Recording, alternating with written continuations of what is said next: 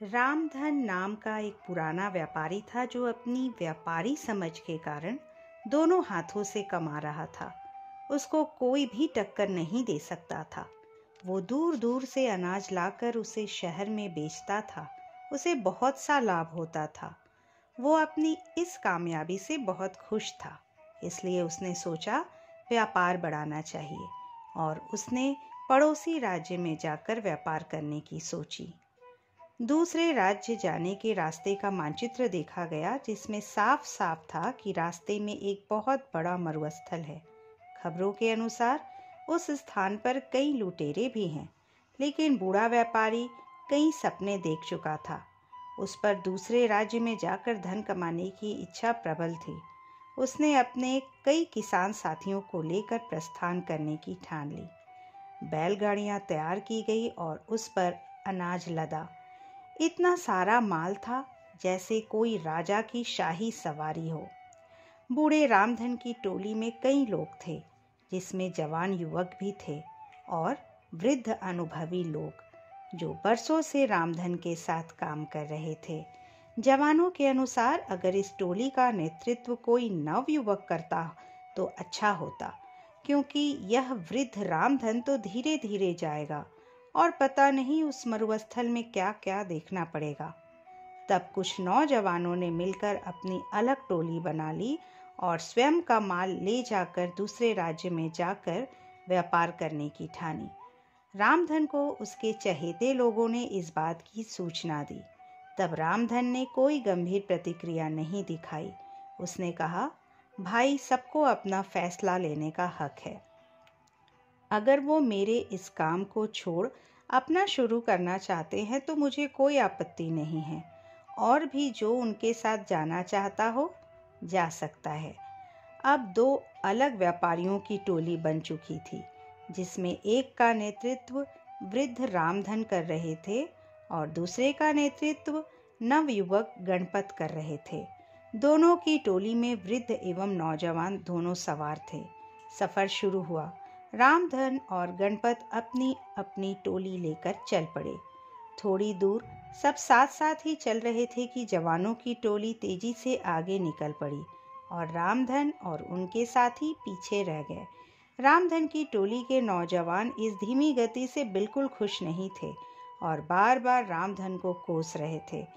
कहते कि वो नौजवानों की टोली तो कब की नगर की सीमा लांघ चुकी होगी और कुछ ही दिनों में मरुस्थल भी पार कर लेगी और हम सभी इस बूढ़े के कारण भूखे मर जाएंगे।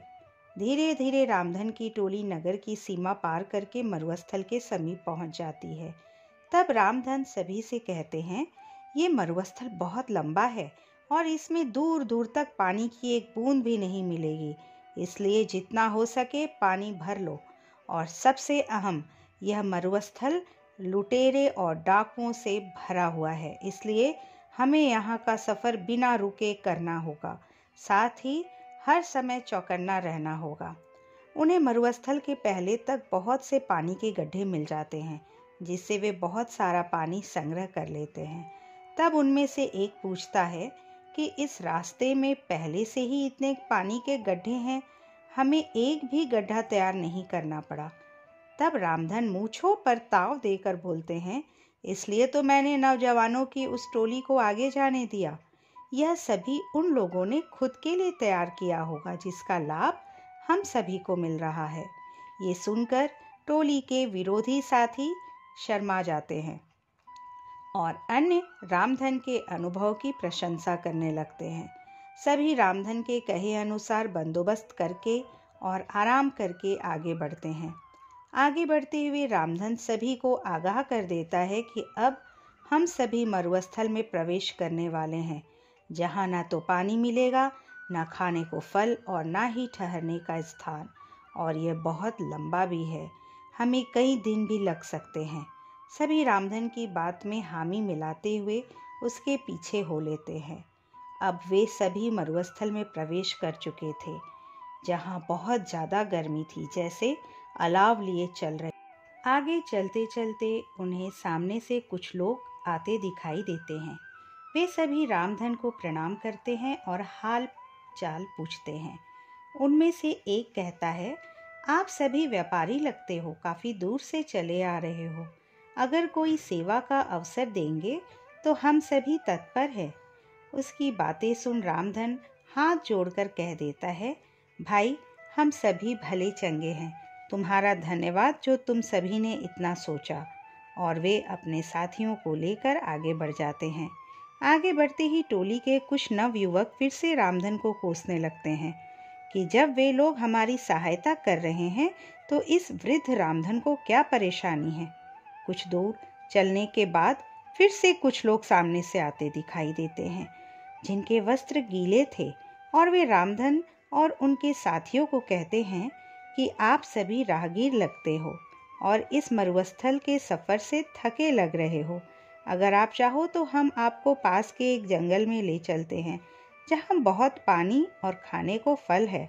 साथ ही अभी वहाँ पर तेज बारिश भी हो रही है, उसी में हम सभी भीग गए हैं।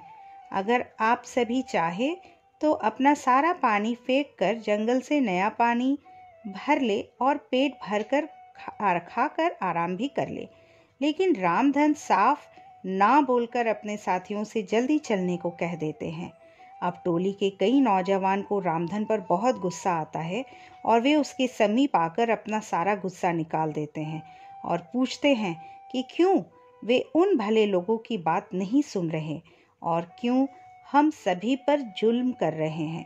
तब रामधन मुस्कुराते हुए कहते हैं कि वे सभी लुटेरे हैं और हमसे अपना पानी फिकवा कर हमें निसहाय करके लूट लेना चाहते हैं और हमें यहीं मरने छोड़ देना चाहते हैं।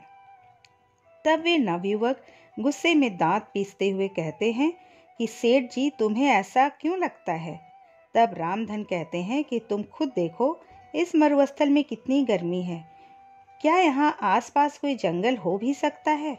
यहाँ की भूमि इतनी सूखी है कि दूर दूर तक बारिश ना होने का संकेत देती है।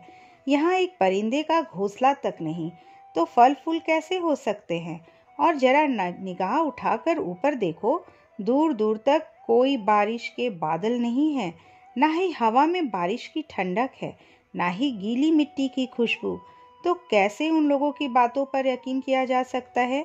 मेरी बात मानो, कुछ भी हो जाए अपना पानी मत फेंकना और ना ही कहीं भी रुकना। कुछ देर आगे चलने के बाद उन्हें रास्ते में कई लाशें और टूटी फूटी बैलगाड़ी मिलती है। वे सभी लाशें गणपत की टोली के लोगों के थे। उनमें से एक भी नहीं बचा था। उनकी ऐसी दशा देख सभी रोने लगते हैं, क्योंकि वे सभी उन्हीं के साथी थे। तब रामधन कहते हैं कि जरूर इन लोगों ने तुम्हारे जैसे ही इन लुटेरों को अपना साथी समझा होगा और इसका परिणाम ये हुआ कि आज उन्हें अपने जीवन से हाथ धोना पड़ा। रामधन सभी को ढांढस बंधाते हुए कहते हैं, हम सभी को भी यहाँ से जल्दी निकलना होगा, क्योंकि वे सभी लुटेरे अभी भी हमारे पीछे हैं। प्रार्थना करो कि हम सभी सही सलामत यहाँ से निकल जाए।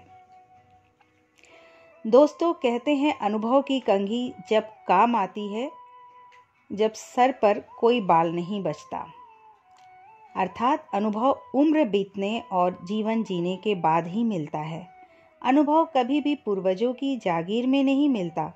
जैसे इस कहानी में नौजवानों में जोश तो बहुत था, लेकिन अनुभव की कंघी नहीं थी, जो कि रामधन के पास थी, जिसका उसने सही समय पर इस्तेमाल किया और विपत्ति से सभी को निकाल कर ले गया। दोस्तों, यदि ये प्रस्तुति आपको अच्छी लगी हो तो इसे प्लीज़ लाइक कर दीजिए। अगर मेरे चैनल को अब तक सब्सक्राइब नहीं किए हैं तो सब्सक्राइब कर लीजिए। अगली बार एक नए विषय के साथ आपसे फिर मिलेंगे। नमस्कार।